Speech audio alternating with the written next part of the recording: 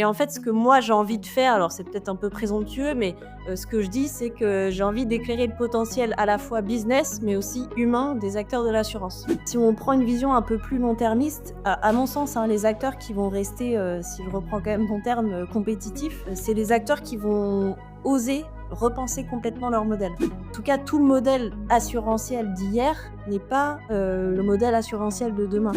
Déjà, à la base, hein, l'assurance affinitaire, comme tu le dis, c'est une assurance qui couvre un produit ou un service que je suis en train d'acheter et qui ne couvre finalement que le risque autour de ce produit ou de ce service. Un COMEX qui devient complètement décorrélé de la réalité de la boîte, en fait, pour moi, ne peut pas prendre les bonnes décisions, quelles qu'elles soient.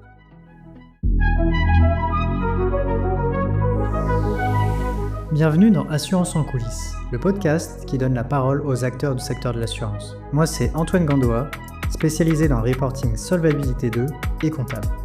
Dans ce podcast, nous mettrons en lumière les professionnels du secteur de l'assurance en mettant en avant leur métier, parcours, synonymes de réussite ou d'échec.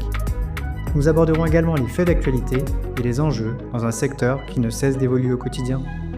Bonne écoute à tous! Bonjour Lorraine, très content de t'accueillir dans ce nouveau numéro d'Assurance en coulisses pour la saison 2. Là maintenant c'est parti, une nouvelle saison après 12 épisodes déjà qui sont sortis sur la saison 1. Je suis Bravo. très content de t'accueillir, bienvenue. Écoute, merci beaucoup. Bonjour à toi et merci de m'accueillir également, ça me fait très plaisir.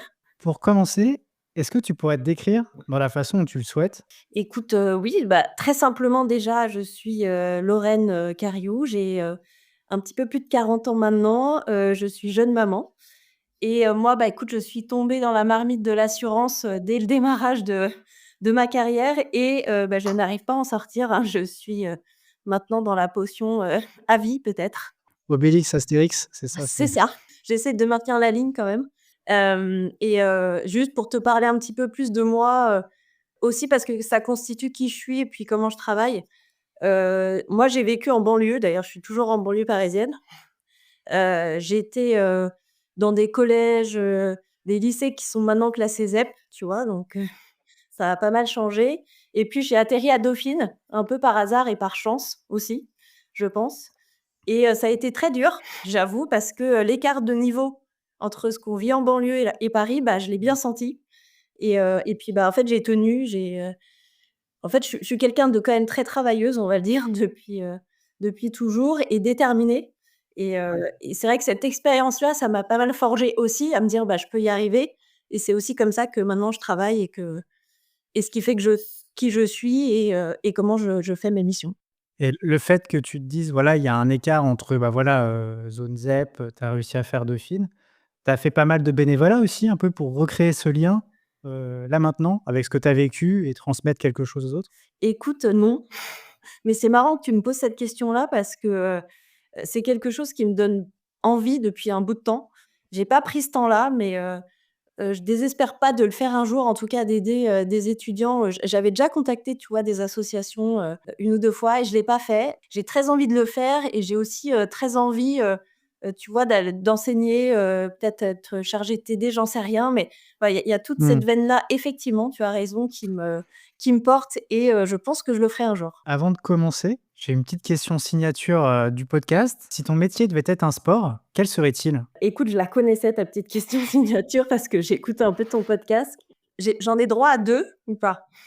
Oui, oui, tu peux autant que tu veux, hein, Parce qu'en autant que fait, tu veux. mon métier, il a 2 casquettes, que j'apprends maintenant d'ailleurs. Il y a la casquette de commercial, que je n'avais pas du tout avant. Il faut que je vende, moi, mes compétences, ce que je fais, et là, je l'associerais, certainement au surf. Alors c'est un sport que je pratique, attention, hein, avec mon niveau à moi, de parisien et je dis que c'est un peu du surf parce que le surf, finalement, parfois, on arrive, tant bien que mal à surfer sur la vague, mais parfois, on s'en Mmh. prend aussi des bonnes. Et j'avoue que c'est ce que j'ai vécu quand j'ai commencé à lancer Eluma, donc je pense que c'est un bon parallèle et puis ça me représente aussi un peu et l'autre sport que je pratique aussi, mais là depuis longtemps, c'est la danse et là, ça touche plus au côté, mission et comment, en fait, j'ai envie de réaliser mes missions puisque c'est finalement d'être en groupe, dans un collectif, vers le même objectif, à, danser ensemble ou travailler ensemble. Donc voilà, donc en tout cas, ça te dit, mes 2 sports, que je pratique de façon, plus ou moins régulière et puis, et je trouve que c'est un bon parallèle en tout cas, avec ce que je fais aujourd'hui. Et cet été, tu vas faire du surf? Et cet été, je vais, faire du surf tout encore une fois avec mon niveau et à ma façon, mais effectivement, je pars au Pays basque. Et tu s ah, au Pays Basque, moi aussi, ouais, je vais partir à Biarritz, 1 semaine. Au plaisir de te croiser. Faire du surf et me prendre les vagues aussi, comme je surfe pas côte enfin, je surfe de base, mais bon, comme tu sais, tu fais, qu'une saison, à chaque fois, bah, au début, tu as 2-3 jours où tu reprends tes repères, quoi, donc tu prends quand même quelques gamelles et quelques vagues dans la tronche, quoi. Un éternel recommencement. Est-ce que tu pourrais, m'en dire plus ou m'expliquer du coup, ce que tu as lancé, Illuma? Mmh. À quoi ça correspond, les enjeux, le domaine? Écoute, Illuma, ça vient en fait d'une volonté, hein, c'est déjà de refaire du conseil, mais aussi et surtout d'une envie de faire du conseil, enfin même d'accompagner, j'ai envie de dire, les entreprises autrement et Illuma, pourquoi ce nom? Parce qu'on me demande souvent, pourquoi ce nom? Tout simplement parce que j'avais, envie d'évoquer quelque chose qui éclaire les entreprises, qui éclaire les gens, enfin qui donne envie en fait, et qui redonne un peu de plaisir dans tout ça. Et donc j'ai trouvé, Illuma, parce que je voulais aussi un nom simple, et facile à prononcer. Et en fait, ce que moi j'ai envie de faire, alors c'est peut-être un peu présomptueux, mais, ce que je dis, c'est que j'ai envie d'éclairer le potentiel à la fois business, mais aussi humain des acteurs de l'assurance. Et c'est important Mmh. pour moi en fait d'avoir ces 2 prismes-là, business et humain, parce que, l'un ne va pas sans l'autre et inversement, en fait. Donc, j'ai une vraie conviction, et je l'ai toujours fait comme ça, hein, que finalement tout part des chiffres, mais que rien ne se fait sans, les personnes qui mettent tout en œuvre. Donc, c'est ça, en fait, Illuma, dans le fond et dans ce que j'ai envie de porter. Tu as eu un parcours, il me semble, à peu près, 15 ans d'expérience en assurance, c'est ça? Oui, un petit peu plus maintenant, mais effectivement, les années passent. Le temps passe, ouais, avec plus de 10 ans, je crois, au sein du comex de Carrefour Banque, et Assurance. Moi, souvent, je me pose des questions, c'est quand je vois des gens, tu vois, qui sont dans des postes, voilà, membres de comex, bien installés, quand tu veux entreprendre, tu as quand même un prise de peur, d'incertitude, alors que quand tu es quand même dans des postes assez bien placés comme toi tu l'étais, tu as un certain confort. Pourquoi tu as décidé de te lancer, en fait, dans l'entrepreneuriat? Qu'est-ce qui a déclenché ça? C'est 3 choses, en fait. La première, c'est bien sûr l'envie. La deuxième, c'est la frustration et la troisième, je dirais, c'est une histoire de enfin, d'ailleurs, c'est sûr, c'est une histoire de moment. L'envie, forcément, hein, ça, c'est nécessaire quand on se lance, et ça faisait un bout de temps, en fait, que je voulais, refaire du conseil et un bout de temps aussi que j'avais envie de me lancer, en fait, envie de me tester moi-même, justement, dans cette zone d'inconfort. Mais j'ai mis du temps à oser le faire et là, je vais peut-être prendre le moment pour t'expliquer. J'ai osé le faire pour 2 raisons. Déjà, ma vie a changé, quand je me suis lancée. J'ai aussi eu ma petite fille qui a 2 ans maintenant, à peu près en même temps, en fait et c'est vrai que je me suis dit: «Finalement, là, il faut que je change de vie» et elle m'a poussée, en fait, à faire ça quelque part et puis, l'autre aspect et pas des moindres, c'est que, il y a eu un plan de départ volontaire chez Carrefour qui était, pas négligeable et je me suis dit: «Si c'est pas, comme ça et dans ces conditions-là que tu le fais, finalement, tu le feras jamais». Donc tout ce que tu avais, envie de faire et pas osé faire depuis tout ce temps-là, si c'est pas maintenant avec, tout ça aussi, personnellement qui arrivait et dans ces conditions-là, c'est jamais. Et donc à la réponse: «Est-ce que c'est jamais?» J'ai pas voulu dire non, et donc je me suis lancée et le troisième aspect que je te disais, c'est la frustration. La frustration, on en avait 2. Il y avait, la frustration, en fait, de voir souvent des, personnes dans les équipes qui étaient pas, pleinement épanouies par manque de sens. Mais aussi, tu vois, des organisations qui jouaient, beaucoup sur la concurrence, alors qui peut être, très performante à court terme, mais qui finalement, moi, je trouvais assez destructrice sur le long terme. Et donc, cette envie de faire bouger ça, et pas, complètement les mains, en fait, quand on est, dans les grands groupes comme Carrefour. J'ai réussi à le faire un peu, tu vois, à l'échelle de mon équipe, mais pas complètement finalement, dans ce type d'organisation et puis la frustration aussi de voir des consultants, arriver, rajouter des couches en fait à ça, à cette espèce de surconcurrence, de manque de sens en venant avec des choses toutes faites, des slides, des théories froides, parfois même, des façons de faire avec un peu d'arrogance, je le dis, et qui rajoutaient en fait juste de la complexité et rien de bien. Et je me suis dit: «C'est pas possible, enfin, j'ai vraiment envie d'apporter autre chose à l'entreprise». L'entreprise peut faire des choses formidables, mais peut aussi, détruire beaucoup de choses. Donc voilà pourquoi, je me suis lancée. C'est vrai que quand tu dis, souvent, en termes d'arrogance, moi des fois je l'ai un peu vécu ça ou bon après, quand tu prends un consultant souvent tu as la notion, bah, toi tu as pas l'expertise du coup tu la cherches ailleurs donc bon forcément il y a peut-être ce côté un peu de supériorité qui peut arriver par moment. Et c'est très bien, hein, c'est pas moi qui vais contredire ça. Ouais, ouais, mais c'est vrai que c'est un peu enfin moi qui l'ai vécu au début, j'ai trouvé ça un peu bizarre parce que tu te dis: «La personne tu la payes, Mmh. mais néanmoins elle te des fois tu as l'impression de te sentir inférieur alors qu'en fait vous êtes au même niveau».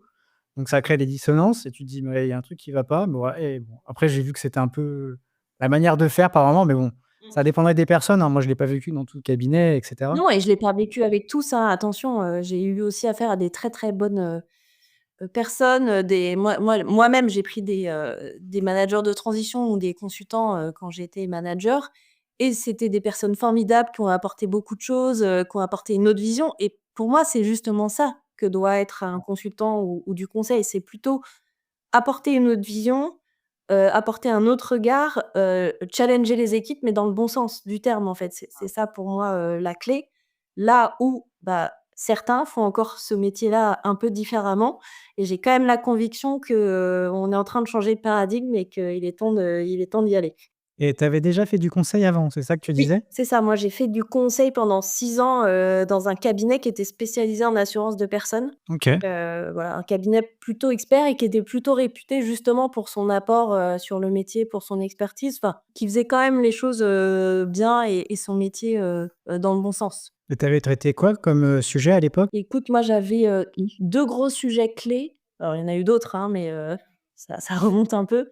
À l'époque, il y avait beaucoup d'enjeux sur, la personnalisation des contrats santé, et comment en fait on vient, traiter entre guillemets «un peu différemment» dans cet aspect de mutualisation, les plus jeunes, les plus âgés, avec une cible, un cœur de cible qui était clé, et identifié, qu'on appelait les jeunes seniors.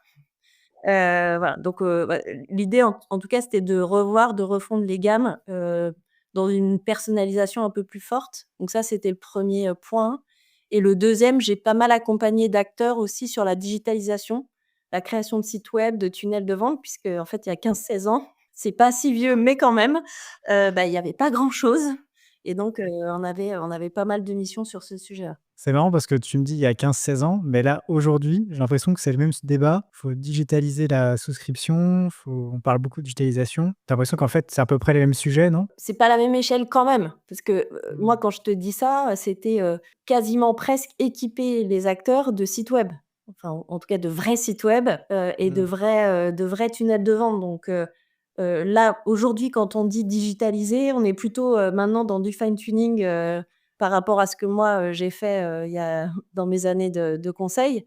On est Mmh. plutôt dans, comment on vient automatiser d'ailleurs, plus que digitaliser, je trouve, Mmh. les process et les parcours. Tu me parlais en off aussi, d'InsurTech. Dans le secteur de l'assurance, où il y a quand même c'est un secteur qui devient de plus en plus concurrentiel avec le développement des InsurTech. Je sais que tu Mmh. accompagnes aussi, tu m'as dit que tu accompagnais en off, InsurTech. Oui. Pour toi, quelles sont les clés vraiment pour révolutionner la stratégie des assureurs afin de rester un peu compétitif sur le marché? Tu vois, entre cette, voilà, assureur traditionnel, InsurTech, pour toi, ça se passe comment quand tu accompagnes tes clients par rapport à ça? C'est une vaste question. Ouais, c'est une question large. À toi d'aller, de prendre le chemin que tu veux. Écoute, j'ai presque envie de ne pas y répondre à cette question.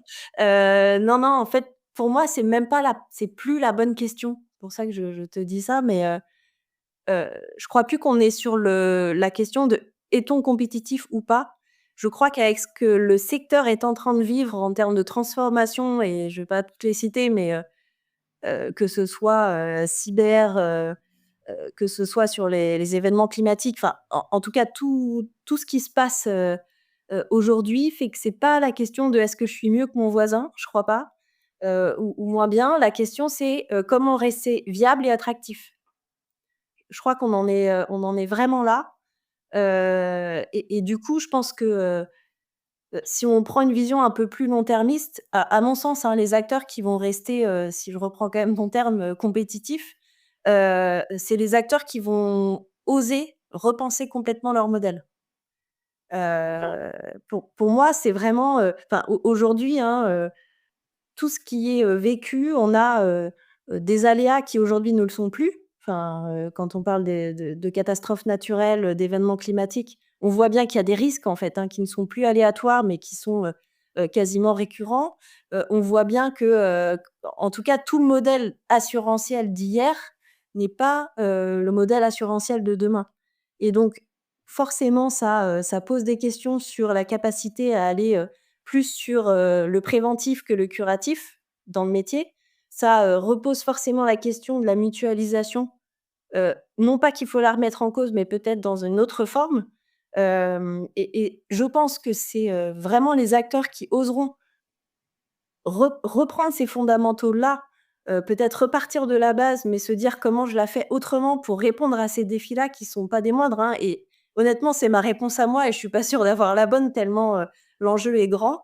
Mais, pour moi, c'est vraiment ça, la clé pour demain rester compétitif ou en tout cas, attractif et viable sur ce secteur.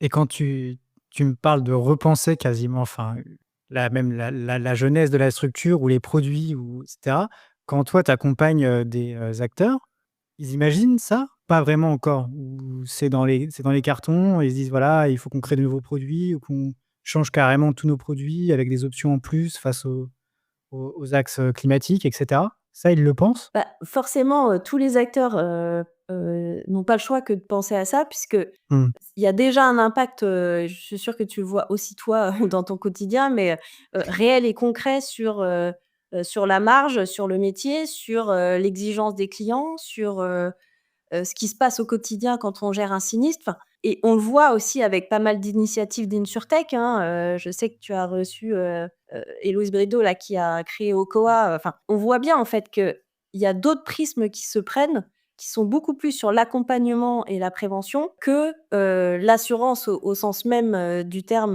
de l'assurance qui est réparer un sinistre et donc est-ce que les acteurs aujourd'hui œuvrent, là-dessus? Je crois pas encore assez, mais ça encore une fois, ça n'engage que moi. Mais est-ce qu'ils y pensent et est-ce que c'est, dans les stratégies, de demain? Forcément que oui, puisque ça impacte déjà directement, ce qui se passe au quotidien. C'est vraiment ça, prévention. J'avais lu là un épisode, bah, j'ai partagé aujourd'hui sur, la story, enfin, des Échos, Mmh mh. qui parlait des agences et la volonté, en fait, des assureurs de faire les agents généraux carrément, je dirais pas «une armée» entre guillemets, tu vois? Mais d'agents qui vont vraiment, faire de la prévention pure auprès des clients. On tend même là, j'écoutais aussi un autre podcast du CEO d'Alan qui avait reçu, la DG de l'assurance santé, qui misait énormément sur la prévention aussi. Comme quoi c'était, voilà, des sujets vraiment, comme tu dis, curatifs et préventifs et vraiment de se dire: «Bah, on mise tout sur ça plutôt que d'attendre que ça se passe» et du coup là, on est, obligé de payer les conséquences d'une mauvaise prévention. Je sais pas si c'est les conséquences d'une mauvaise prévention. Je pense qu'on est en train de tous subir de plein fouet,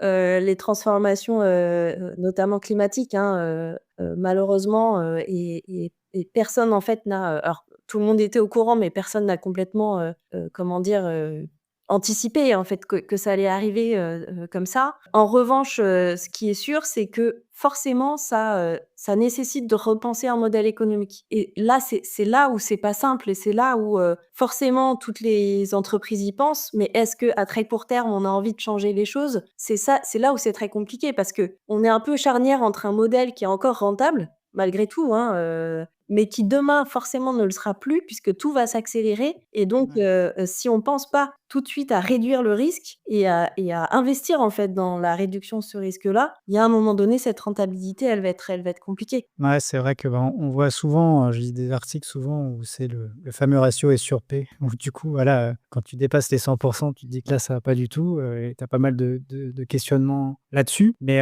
c'est vrai que comme tu dis, en fait, c'est un vrai débat. C'est-à-dire que, bah, on voit aussi pas mal d'insurtech qui se lancent et pas forcément aussi sur du vrai dommage comme peut avoir des assureurs où c'est compliqué, mais sur des produits d'assurance qui, bon, sont assez «rentables» entre guillemets, qui ont pas un risque énorme et donc du coup, bah, c'est un marché ouvert et en plus très compétitif quand tu es une insurtech parce que tu as pas non plus, l'historique d'un gros assureur. Mais ouais, ça fait vraiment débat et je pense que toi, en tant que avec Illuma, je sais que tu faisais pas mal d'assurance affinitaire aussi avant, bah, avec, Carrefour. Oui. Pour toi, l'assurance affinitaire, c'est aussi un bon, je vois qu'on voit quand même je l'avais lu un post aussi avec la FG2A, où tu vois quand même, j'ai l'impression que l'assurance affinitaire, c'est enfin, je dirais en plein boom, mais j'ai l'impression que c'est toujours un peu en plein boom. Est-ce que tu pourrais m'en dire plus par rapport à ça? Parce que moi, c'est quelque chose que je connais pas trop vraiment. Tu vois, quand j'achète un produit, Souvent, quand on me propose une assurance en plus, je la prends très rarement et pour autant, je me suis jamais vraiment intéressé à ça. Est-ce que tu pourrais m'en dire un peu plus? L'assurance affinitaire, c'est déjà à la base, hein, l'assurance affinitaire, comme tu le dis, c'est, une assurance qui, couvre un produit ou un service que je suis en train d'acheter et qui ne couvre finalement que le risque, autour de ce produit ou de ce service, d'accord? Mais quand on dit l'assurance affinitaire est en plein boom, je sais qu'il y a pas mal de chiffres, qui circulent. En fait, je sais pas bien moi comprendre ce chiffre-là ou l'interpréter parce qu'en fait, derrière assurance affinitaire, aujourd'hui, on y met plein de choses, et je t'expliquerai aussi, chez Carrefour, hein, on a étendu cette définition, mais je pense que tout le monde étend cette définition. Donc je sais pas bien dire en plein boom si c'est parce qu'on étend la définition de l'assurance affinitaire aujourd'hui ou si c'est clairement, l'assurance affinitaire un peu historique, type assurance annulation voyage ou, location de véhicules, qui sont vraiment des assurances qu'on vient plugger en fait, hein, au moment où j'achète un service ou j'achète, un produit ou si c'est parce qu'on a étendu cette définition-là, j'ai pas d'avis là-dessus, mais si tu veux, la croissance de ce secteur, il est pas simple à interpréter. Ça, c'est le premier point. Tu vois, chez Carrefour, à la base, hein, on a de l'assurance affinitaire, par exemple des garanties sur, j'achète, mon smartphone, j'achète, une machine à laver. Ça, c'est vraiment de l'affinitaire, pur et dur. D'ailleurs, pour que tu l'aies en tête, l'assurance affinitaire, elle a, quelque part un prisme qui lui est propre puisqu'elle permet d'être distribuée, par un non-expert de l'assurance. Parce que c'est affinitaire. Tu vois ce que je veux dire? Donc il y a pas de risque de devoir de conseil et cetera. Tu vois, ça tire plein de choses et c'est pour ça que, en étendant la définition, on va quand même un petit peu plus loin que cette posture de base et ensuite chez Carrefour, on s'est dit: «Beh, finalement l'affinitaire, ça va peut-être au-delà». Ça va aussi sur des produits qui sont en lien direct avec le quotidien des clients chez Carrefour et donc nous, on a mis dans l'affinitaire, mais je pense que aussi le marché le met, bah, par exemple, l'assurance scolaire ou l'assurance pour les animaux. OK. Mais c'est pas du tout la même définition. On n'est pas en train de couvrir quelque chose que je suis en train d'acheter et exclusivement le risque sur le produit ou le service que je suis en train d'acheter, quand on achète une assurance scolaire. Malgré tout, si tu veux, dans la posture, ça veut dire en tout cas, nous, on l'a fait comme ça. Un client achète des fournitures scolaires. Qu'est-ce qui est le plus en affinité chez Carrefour, en termes d'assurance? C'est bien, l'assurance scolaire à ce moment-là. Et pareil sur l'assurance des animaux et pour tirer le fil, tu vois, on a, finalement, on s'est dit: «Comment on arrive à créer la même expérience, le même parcours qu'une assurance affinitaire classique pour ce type d'assurance?» On avait créé des petites cartes d'assurance, à mettre en rayon qu'on pouvait charger et donc on achetait finalement, entre guillemets, hein, son assurance en même temps qu'on achetait ses fournitures ou ses croquettes, pour son chien ou pour son chat. Donc donc si tu veux, j'ai un peu dérivé, mais tout ça pour t'expliquer que l'assurance affinitaire, dans sa définition de base et telle qu'elle est parfois définie aujourd'hui sur le marché, elle peut avoir plusieurs scopes et être, plus ou moins large. Donc le boom, je ne sais pas exactement, ce qu'il revêt et après l'autre point qui est clé, hein, dans ce secteur-là, et c'est pareil, comment on explique la croissance des chiffres? Je sais pas bien parce que ce qu'il faut aussi savoir, c'est que ces assurances-là, elles sont beaucoup et exclusivement tirées par la consommation des gens, puisqu'en fait, c'est très lié à, est-ce que les gens voyagent? Est-ce que les gens, s'équipent? Si je reprends, l'exemple des annulations voyage ou des extensions de garantie. Donc déjà, c'est quand même un secteur qui est plutôt lié à l'économie, hein, du pays et c'est un secteur qui est très lié à, la capacité de distribution, à la dynamique de distribution des distributeurs, plus que finalement une assurance qui est, capable ou non d'aller chercher son client et de vendre une assurance habitation ou une assurance auto, tu vois ce que je veux dire? Donc c'est une assurance qui est intermédiée par un distributeur qui met plus ou moins en valeur ou, plus ou moins, d'énergie dans: «Je propose l'assurance au moment, de l'achat d'un bien ou d'un service». Donc tu vois, le boom de ce secteur-là, je le comprends.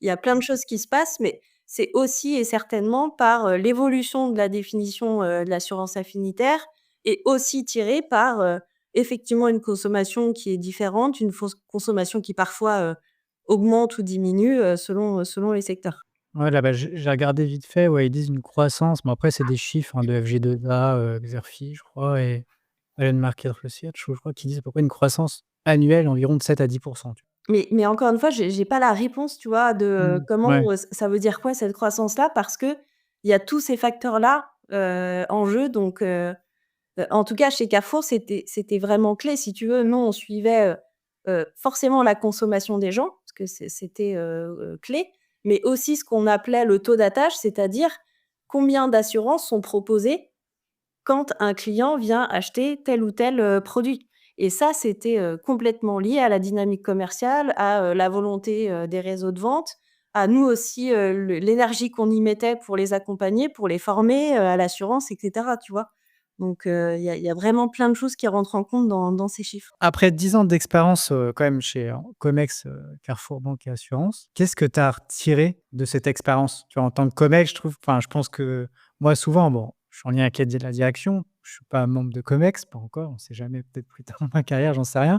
Mais souvent, tu sais, c'est un peu opaque, tu sais pas trop ce qui se passe à l'intérieur et souvent, c'est là où se jouent les enjeux d'une boîte quasiment, des décisions qui sont souvent très stratégiques. Toi, tu l'as vécu comment, cette expérience-là? Bah, écoute, c'est marrant que tu parles d'opacité parce que, justement, moi, ce que j'en retiens, c'est, un COMEX efficace est un COMEX le moins opaque possible. Effectivement, il y a des décisions, des choses confidentielles, hein, dans un COMEX, ce qui fonctionne et pour moi, ce qui a été clé, c'est d'être, la plus transparente possible à chaque fois, avec mes équipes, dans ce qui était décidé et quand je ne pouvais pas le dire, je préférais dire: «Je ne peux pas le dire», que, d'en faire un secret si tu veux, non, bien gardé, mais qui était quand même là et toujours un peu su parce que finalement dans les entreprises, tout se sait un peu. Pour moi, il y a vraiment cette histoire de transparence et aussi une vraie, volonté, mais une vraie conviction que, il faut rester proche du terrain.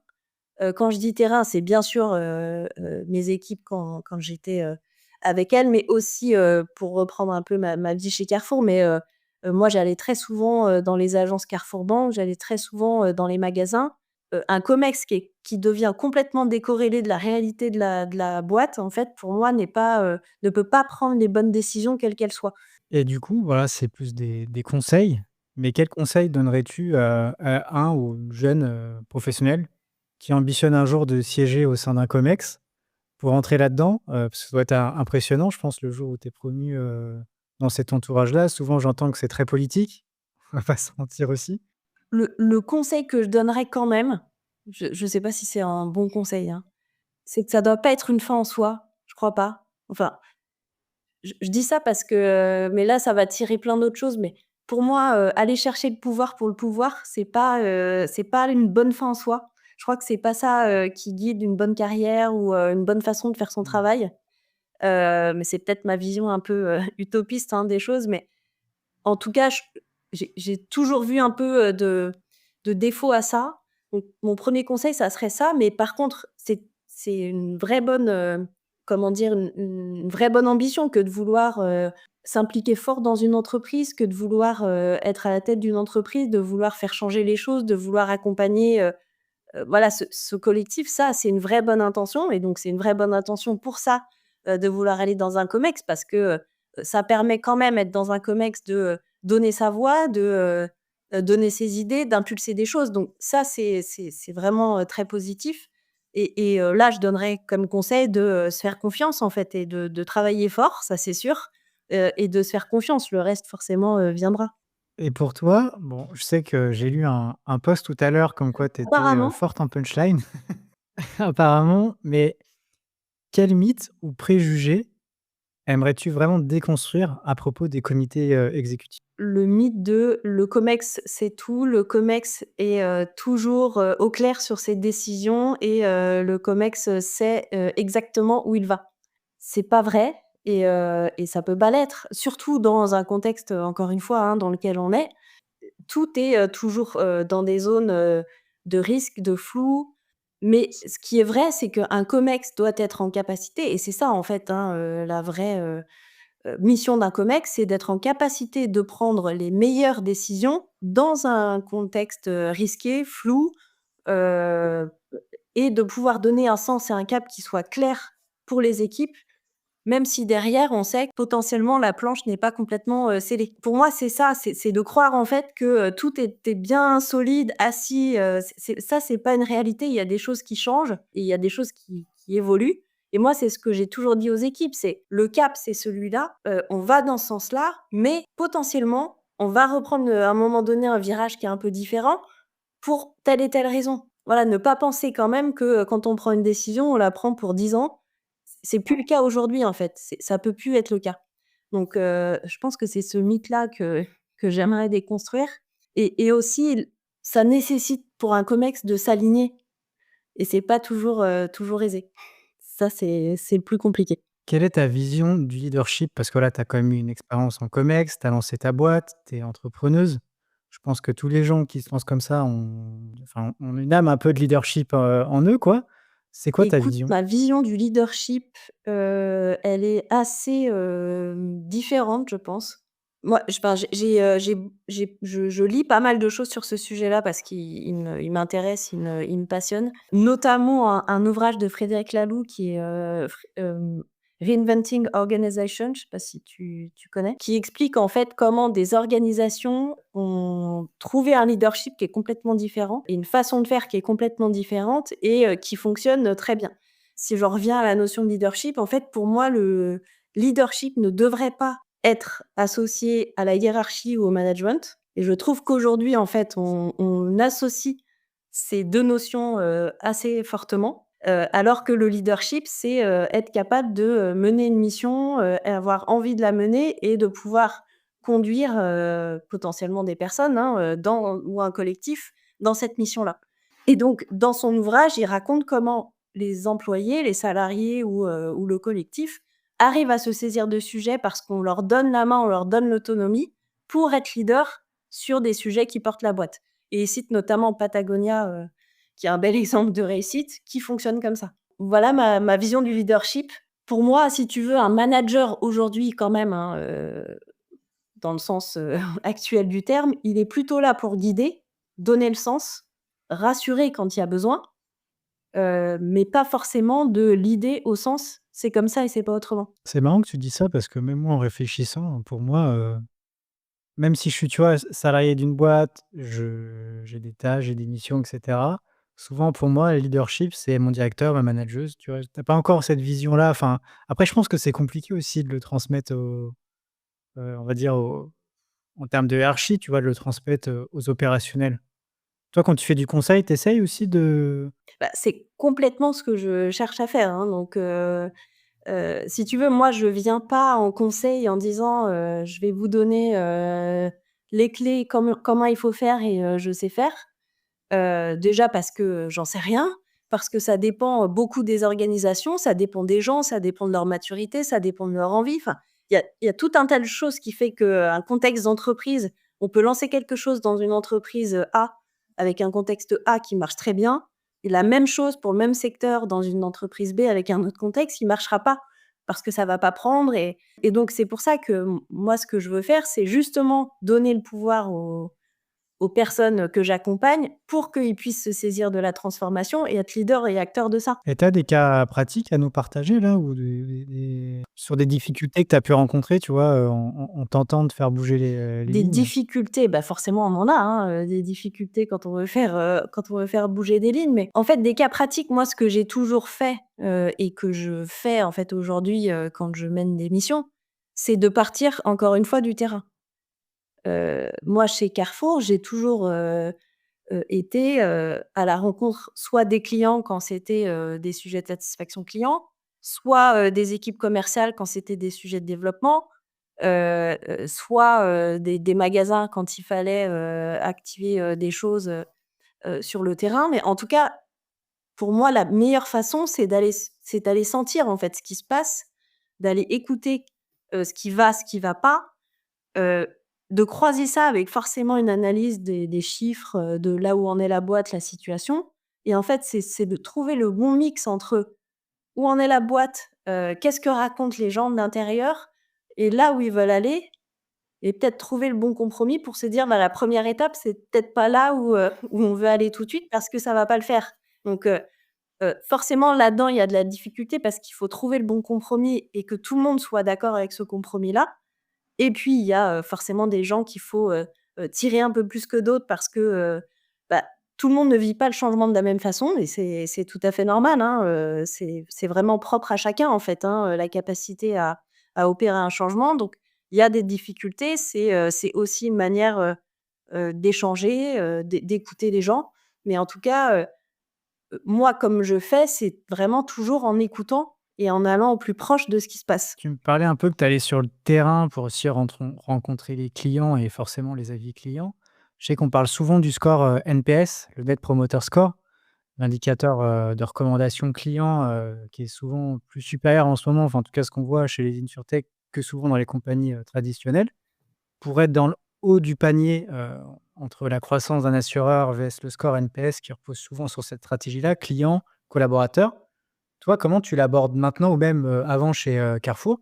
C'est souvent assez compliqué parce que, enfin, même moi, enfin, même quand je le regarde, tu vois, en tant que client normal, souvent tu te dis: «Bah, je vais mettre un avis Mmh. quand ça va pas et pas mettre un avis quand ça va bien». Enfin, je pense que c'est peut-être mentalité français aussi, je Oui, sais pas oui, non si je dis mais ça, mais râler c'est pour souvent râler, ça. tu vois?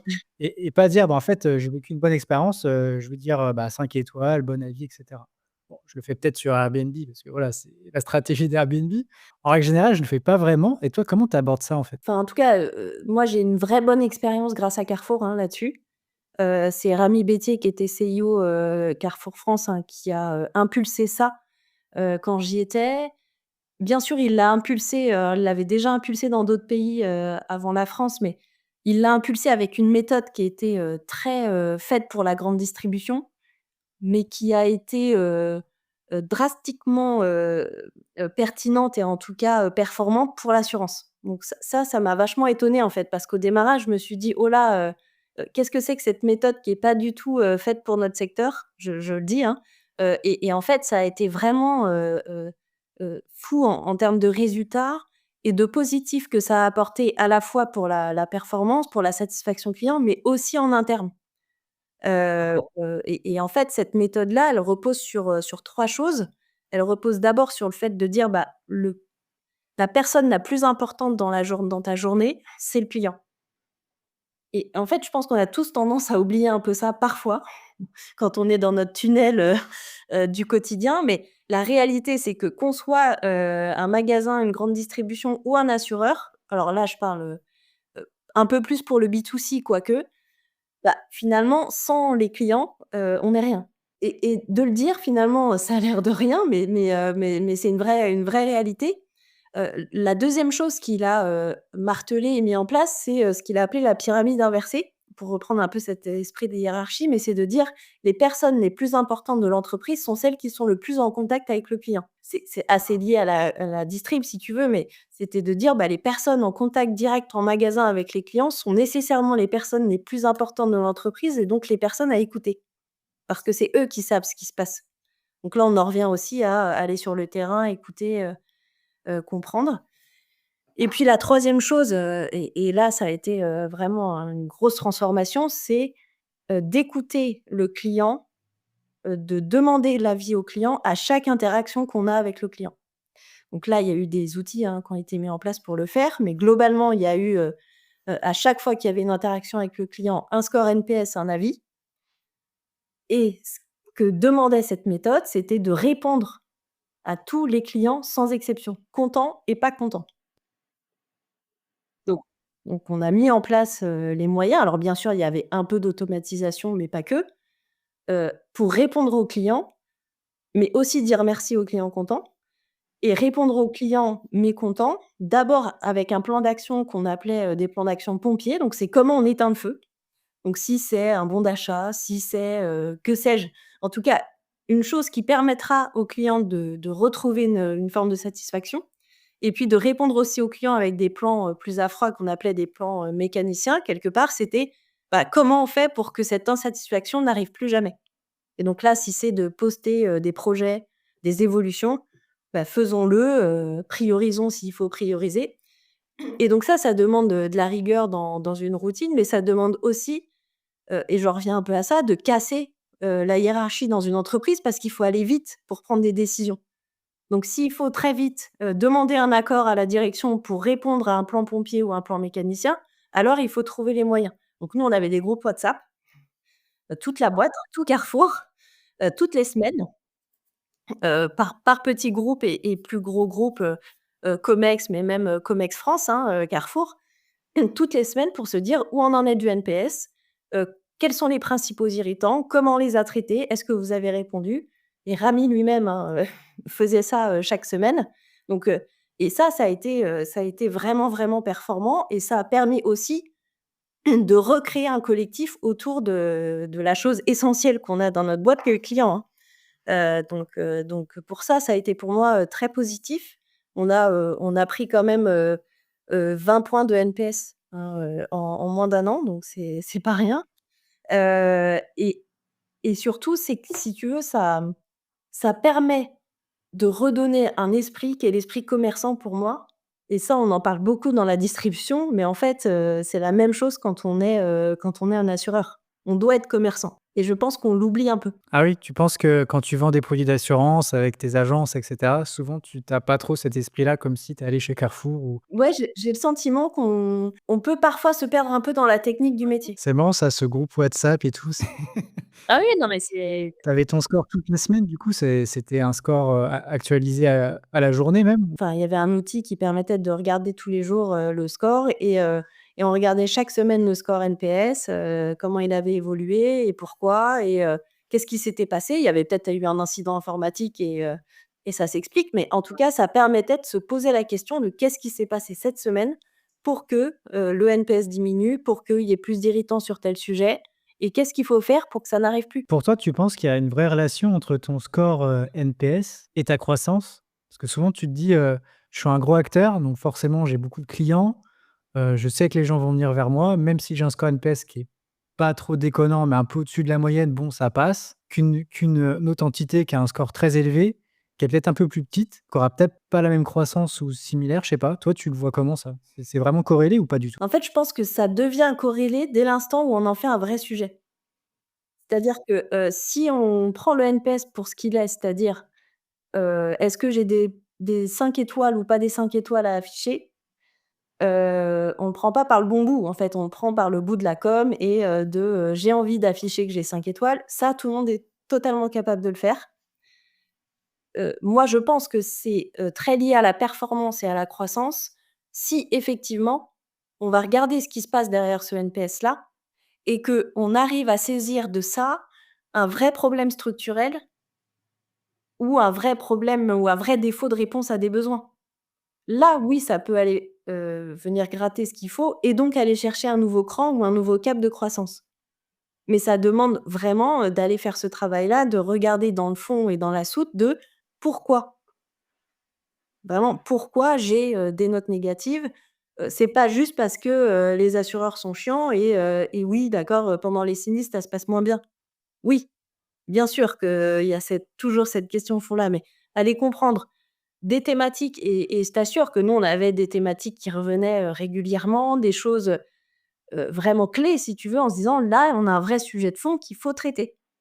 Ah, c'est hyper intéressant ce que tu dis.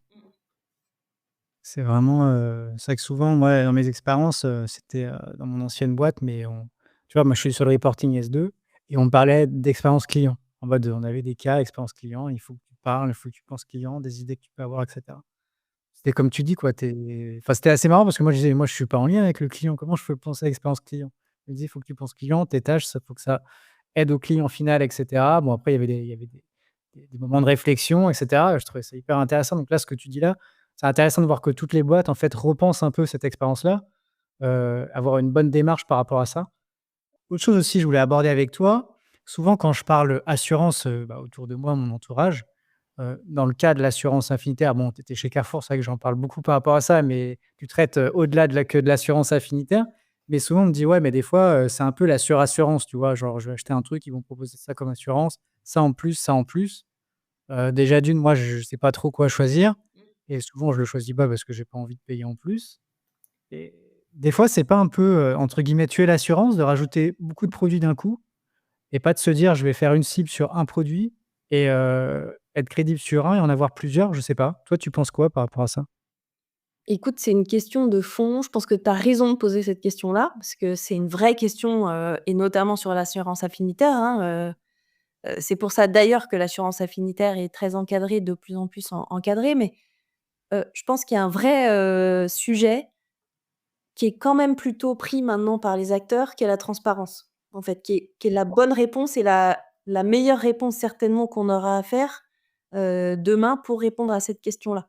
Là, je regardais l'ouvrage qui a été, initié par Nelly Brossard là, qui a interrogé pas mal d'acteurs, du secteur sur la relation client, et le premier mot qui ressort effectivement, c'est la transparence. Donc on voit bien que le secteur est quand même maintenant, très au fait de ce sujet-là et a plutôt envie, d'aller sur ce terrain-là, ce qui n'était pas, complètement, je pense, le cas du secteur de l'assurance, historiquement.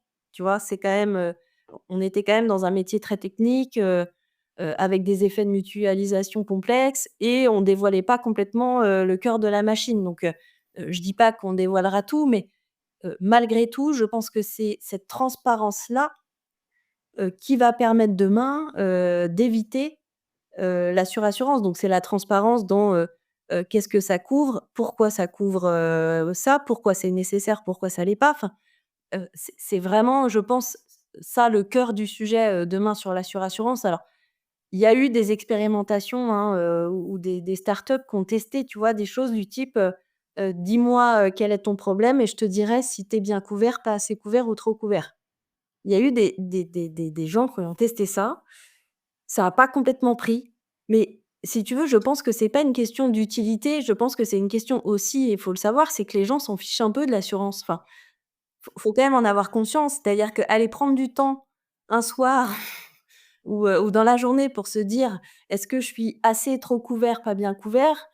Bon, finalement, l'un dans l'autre, peut-être qu'on est un peu trop couvert ou pas, mais bon, j'ai pas envie de trop de passer du temps là-dessus. Donc Heu, tu vois, c'est du coup, il faut qu'on trouve la bonne façon de faire, parce que trop de transparence, c'est c'est trop quelque part, les gens n'attendent pas non plus, une technicité, mais pas assez. Bah, forcément ça a créé, un peu cette défiance-là aussi qu'on a, qu'on connaît, hein, dans notre secteur. Maintenant, je voulais un peu aborder aussi tout ce qui était innovation. J'ai vu que tu as fait un post sur l'intelligence, artificielle. Oui.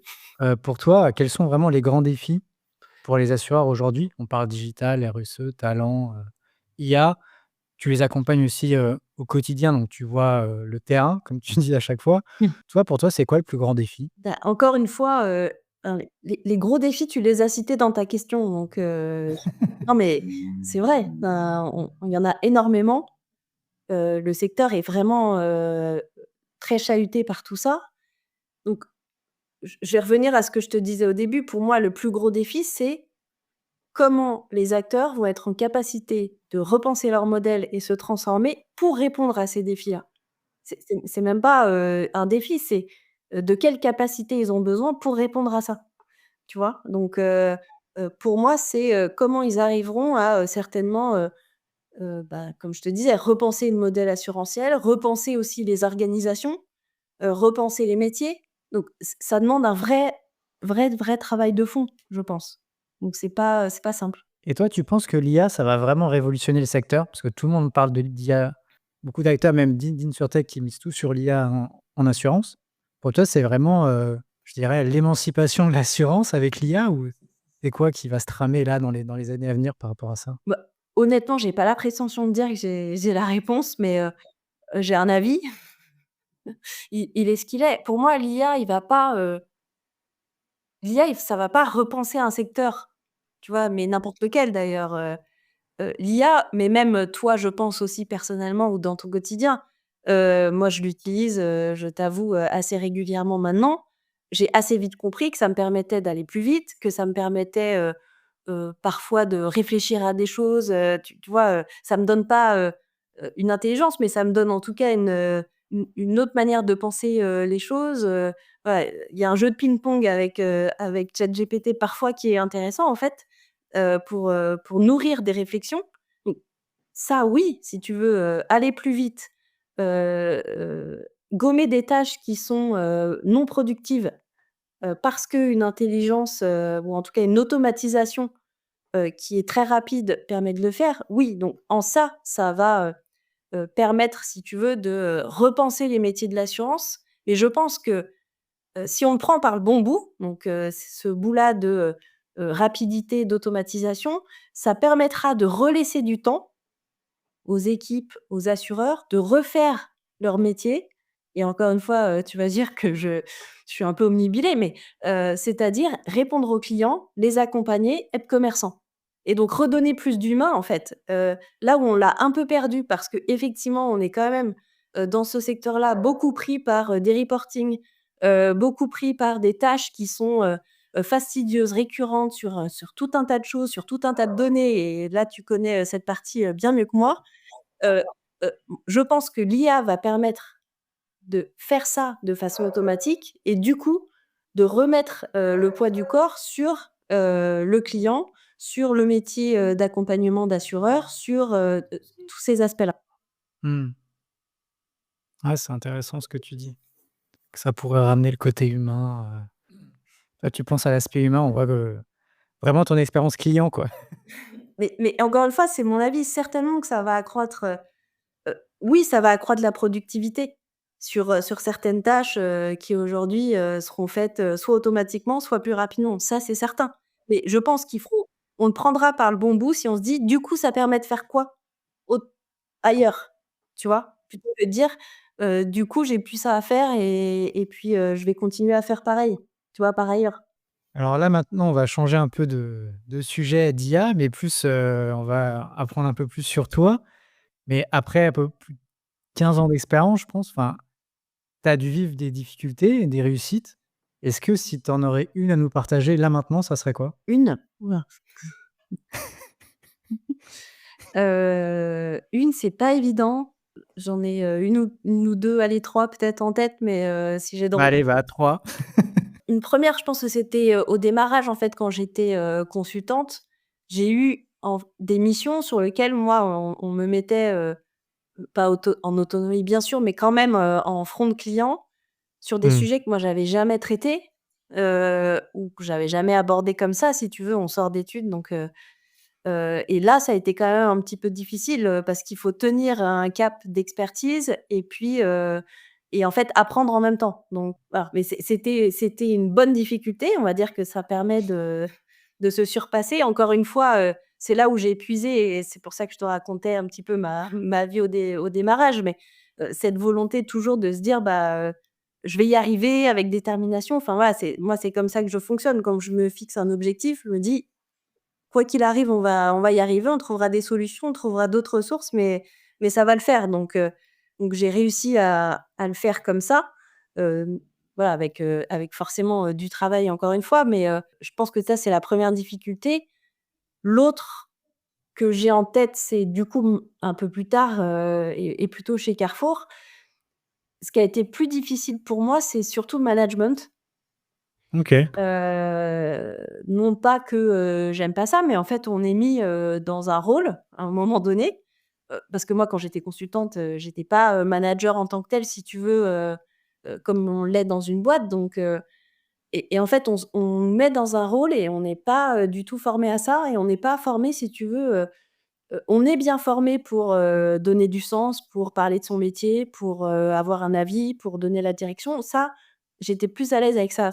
Sur lequel j'étais moins à l'aise, c'est, bah, forcément dans ton équipe et des fois tu la choisis pas toujours parce que tu hérites d'une équipe, existante. Il y a des gens avec qui ça fit pas, il y a des gens avec qui, tu pas complètement d'accord et là, il faut aller puiser dans autre chose que, ce que tu sais faire, ton métier, et le sens, c'est, bah, toute, la relation humaine et donc le mix en fait entre ta posture de manager et toi, Lorraine, humaine et comment tu as envie de réagir face à cette personne, bah, il est pas évident je trouve à trouver.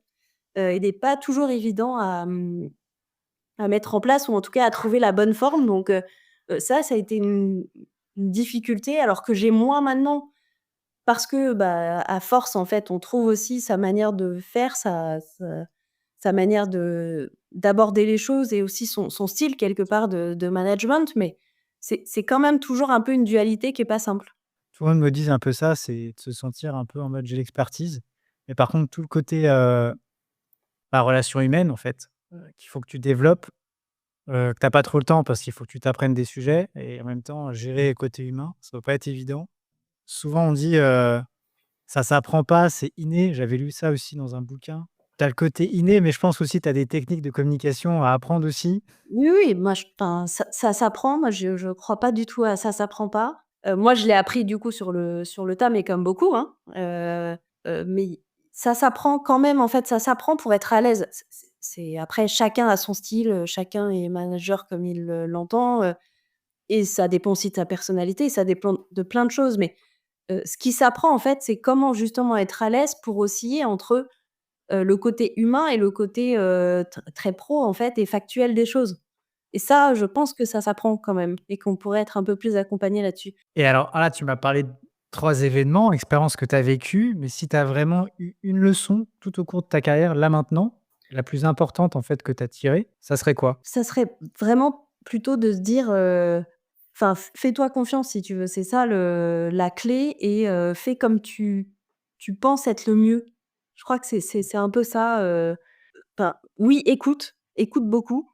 Ça, c'est vraiment une expérience que j'ai, c'est, écoute, ce qu'on te dit, écoute, encore une fois, tout l'écosystème, en fait, qui t'entoure, parce qu'il y a que comme ça, si tu veux qu'on progresse.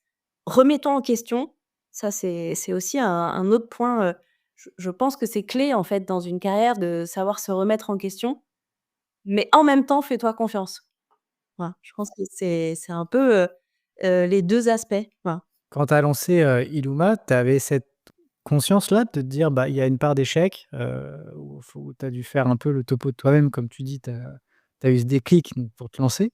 Là, tu me parles un peu, comme ça d'écoute et cetera. Souvent, quand tu es têtu, bah, tu as plutôt ta propre conviction et tu veux pas écouter les autres. Par rapport à ça, toi, tu dirais quoi? Enfin, je veux dire, C'est-à-dire, entre quand j'échange avec des entrepreneurs là, qui lancent leur boîte, qui font un peu des benchmarks, ils écoutent les autres, ils ont une conviction pure sur un produit et cetera, ils veulent le lancer. Mais des fois, quand tu as un caractère un peu têtu, par exemple, où tu te dis: «Bah non, mais moi je suis sûr ça va marcher, tous les autres peuvent dire le contraire», tu vois? Par rapport à ça, des fois, c'est un peu compliqué. Toi, tu dis qu'il faut vraiment écouter les autres. Qu'est-ce que tu pourrais dire? en fait, je dis pas qu'il faut pas, garder ses convictions. Je pense que si, très fort on est convaincu que quelque chose peut marcher, vraiment au plus profond de soi, pour tout un tas de raisons, et que, on a une vraie envie, d'aller sur un sujet, il faut y aller. Je dis juste que pour y arriver, c'est pas la finalité qu'il faut changer, c'est que pour y arriver, il faut savoir écouter. Il faut savoir, changer de cap, il faut savoir, y aller dans un autre sens. Tu vois ce que je veux dire? C'est plus ça. C'est plus, le chemin, en fait, qui pour moi, si on reste focus sur soi-même, sur ce qu'on pense et sur la façon de faire, forcément on va aller dans le mur à un moment donné. Parce qu'une idée, elle est encore une fois, elle est bonne, mais elle n'est bonne que dans un contexte qui fait qu'elle marche. Ouais, on en revient à ce que tu disais avant, dans une boîte ça marche, mais dans l'autre ça se trouve que ça marchera pas du tout parce que c'est pas le même C'est ça, et mentalité. donc si on n'écoute pas un peu le contexte, et ben, on pourra l'appliquer, mais d'une mauvaise façon, même si l'idée est très bonne. Et maintenant, bah, au cours de toute cette carrière-là, ton vécu, tu as été inspiré par des livres, des podcasts qui t'ont fait évoluer, personnellement ou professionnellement que tu pourrais partager maintenant? Bah, oui, comme je te disais, bah, il y a, Frédéric Laloux là, Reinventing Organization. Ça a été, assez clé, parce que dans tout ce que je pensais, si tu veux, de un peu cette frustration que je te racontais, ça a un peu conforté en me disant: «Tiens, c'est pas juste moi, qui est un peu en train de ruminer dans mon coin un truc qui va pas, mais il y a une vraie réalité, en fait, de choses qui sont en train de se transformer». Donc ça m'a un peu aussi, confortée, et puis ça a été un peu une brique de: «Tiens, c'est vrai que je pourrais me lancer, et il y a peut-être une autre façon de faire les choses». Il y a aussi un autre, bouquin aussi dans cette veine-là, mais comme je te disais, c'est des sujets qui m'intéressent. C'est, Francis Boyer qui a écrit un bouquin sur, le plaisir au travail. Alors bon, c'est un grand mot, hein, mais heu ce qui est plutôt intéressant, en fait, c'est qu'il aborde le sujet entre le savoir-faire et l'aimer faire, et donc je trouve ça intéressant, en fait, de le prendre par le prisme, ce qu'on aime faire. Et on est souvent dans les boîtes à dire, savoir-faire, savoir-être, très bien, mais pas trop sur le prisme. Est-ce que tu aimes faire ce que tu es en train de faire? Parce que, les gens aiment travailler en fait, hein, quand même sur le fond, je pense. Et du coup, il y va par, l'appétence en fait et comprendre en fait les appétences des gens pour les mettre sur, des sujets, sur des postes, sur des façons de faire qui font qu'ils vont s'éclater et qui du coup, vont être très performants si tu veux. Et donc ça je trouve que c'est plutôt intéressant aussi, dans la manière de repenser les choses. C'est marrant ça, l'aimer-faire. Je connaissais pas du tout. Je vais aller regarder le bouquin parce que je connaissais pas du tout, ce terme-là. Ouais et en fait, on n'ose pas parler de ça, au travail, mais en fait, c'est plutôt bien d'aimer, d'aimer ce qu'on fait Bah, et surtout d'aimer que le tu le faire. fais quand même pendant beaucoup de temps, on va Bah pas oui. se mentir. Et si tu pouvais écrire, une note à la Lorraine en début de carrière, tu dirais quoi? Bah, c'est un peu ce que je te disais tout à l'heure, mais globalement, fais-toi confiance. Voilà. C'est ça, en fait. Même dans les zones de flou ou quand ça va pas aller, tu trouveras les ressources pour que ça marche. Et pour finir, tu me recommandes qui comme invité pour un prochain épisode? Écoute, pour finir, je te dirais en fait, moi, j'aime bien, forcément, tu l'as compris, mais les gens qui, repensent un peu le modèle, voient les choses autrement. J'en ai 2 en tête. J'ai, Vincent Lelong qui a créé, Aliane, qui est un cabinet de conseil, justement qui veut faire du conseil autrement et qui a, créé le concept qu'il appelle d'alter ego, qui est un peu un à cheval entre un coach, un manager de transition et un consultant, tu vois? Et donc il vient à côté, si tu veux, d'un manager, pour l'aider à opérer la transformation, mais pour que ce manager se saisisse lui-même de cette transformation-là. Et donc c'est pour ça qu'il a appelé ça, alter ego donc et l'autre c'est, Thibaut Saint-Jevin qui est en train de créer Ecopills. Je ne sais pas si tu le qui tu ce que tu le connais, mais Ecopills, bon il le dira mieux que moi, mais voilà, il veut, en tout cas faire changer les choses sur le gaspillage du médicament et donc dans cette veine-là, si tu veux, de prévention, de responsabilisation et de changement du modèle, je trouve que c'est des initiatives comme ça, c'est vraiment top. Oui, je le suis sur les réseaux. Bah, top, bah, franchement merci beaucoup pour cet échange, c'était vraiment hyper intéressant. Ouais, merci à toi. Et livré, à cœur ouvert et vraiment c'était sympa. Ouais, merci et bravo pour ce que tu fais, je voulais te le dire. Parce que non, mais pareil, en fait, je trouve que c'est bien parce que tu vois que des gens comme toi, se lancent, dans ce type d'initiative aussi pour, donner la parole, pour faire changer les choses sur le secteur. Enfin voilà, ça participe un peu de tout ce que je raconte et du coup, bravo pour ça. Bah, merci beaucoup. J'espère que ça va continuer. Moi aussi. Bah, je te souhaite, plein de réussite, puis, bah, à bientôt. Bien, merci, à bientôt.